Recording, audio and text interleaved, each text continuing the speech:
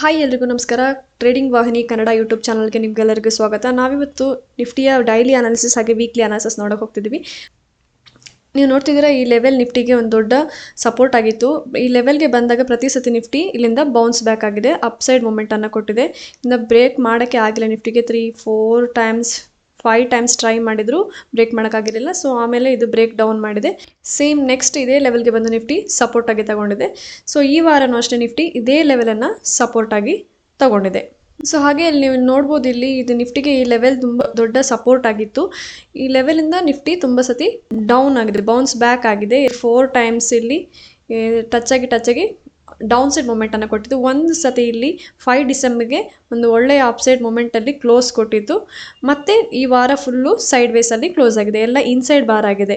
Down side head and shoulder pattern form ಮಾಡಿ ಅದರ target ಕೂಡ ರೀಚ್ ಆಗಿದೆ. ಈಗ ನಮಗೆ ನೋಡೋಕೆ ಹೋದ್ರೆ ನಿಫ್ಟಿಯಲ್ಲಿ bullish head and shoulder pattern form ಆಗಿದೆ. ಇದರ ಟಾರ್ಗೆಟ್ ಹೇಗೆ ತಗೊಳ್ಳೋದಂದ್ರೆ, ಇದರ ಲೆಂತ್ ಅನ್ನು ನಾವು ಮೆಷರ್ ಮಾಡಬೇಕು. ಬ್ರೇಕ್ಔಟ್ ಆದ ಕ್ಯಾಂಡಲ್ ನಮ್ಮ ಎಂಟ್ರಿ ತಗೊಂಡ್ರೆ ಇದರ ಕ್ಲೋಸ್ ನಮ್ಮ ಟಾರ್ಗೆಟ್ ಆಗಿರುತ್ತೆ. 25,600 ನಿಯರ್ ಟಾರ್ಗೆಟ್ ಇಟ್ಕೋಬಹುದು. ನಿಫ್ಟಿ ಈ ವಾರ ಇದೇ ಒಂದೇ ಸೇಮ್ ರೇಂಜಲ್ಲಿ ಟ್ರೇಡ್ ಆಗ್ತಾ ಇತ್ತು. ಮಂಡೆಯಿಂದ ಫ್ರೈಡೆ ತನಕ ಇದೇ ರೇಂಜಲ್ಲಿದೆ. So Monday to Thursday inside bars ಆಗಿ ಸಣ್ಣ ಕ್ಯಾಂಡಲ್ಸ್ ಆಗಿತ್ತು. ಸೊ ಫ್ರೈಡೆ ನಾವು ಒಳ್ಳೆ ಮೂಮೆಂಟ್, ಅಪ್ಸೈಡ್ ಮೂಮೆಂಟನ್ನು ನೋಡಿದ್ವಿ. ಸೊ ಈ ರೇಂಜನ್ನು ಬ್ರೇಕ್ ಮಾಡಿದ್ರೆ ಮಾತ್ರ ನಾವು ಅಪ್ಸೈಡ್ ಮೂಮೆಂಟ್ ನೋಡ್ಬೋದು.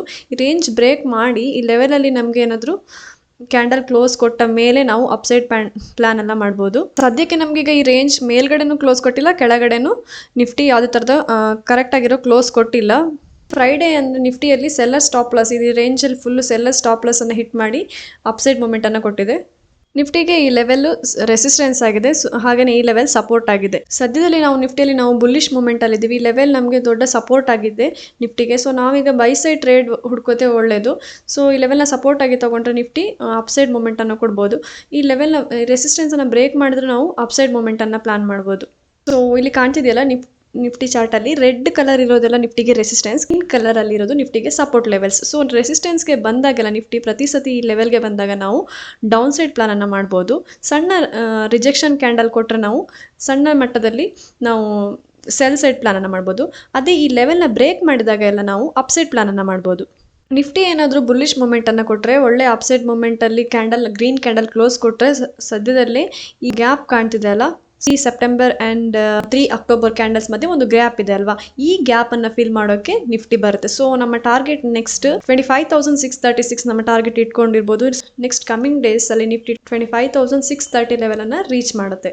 ನಾವು ನಿಫ್ಟಿಯನ್ನು ವೀಕ್ಲಿ ಅನಾಲಿಸಿಸ್ ಮಾಡೋದಾದ್ರೆ, ನಿಫ್ಟಿ ಈ ವಾರ ನಮಗೆ ಇನ್ಸೈಡ್ ಬಾರ್ ಅನ್ನ ಫಾರ್ಮ್ ಮಾಡಿದೆ. ಸೊ ನಿಫ್ಟಿಗೆ ಈ ವೀಕ್ಲಿ ಹೈಯನ್ನು ಬ್ರೇಕ್ ಮಾಡಿದ ಮೇಲೆ ನೆಕ್ಸ್ಟ್ ಟಾರ್ಗೆಟ್ 24,849.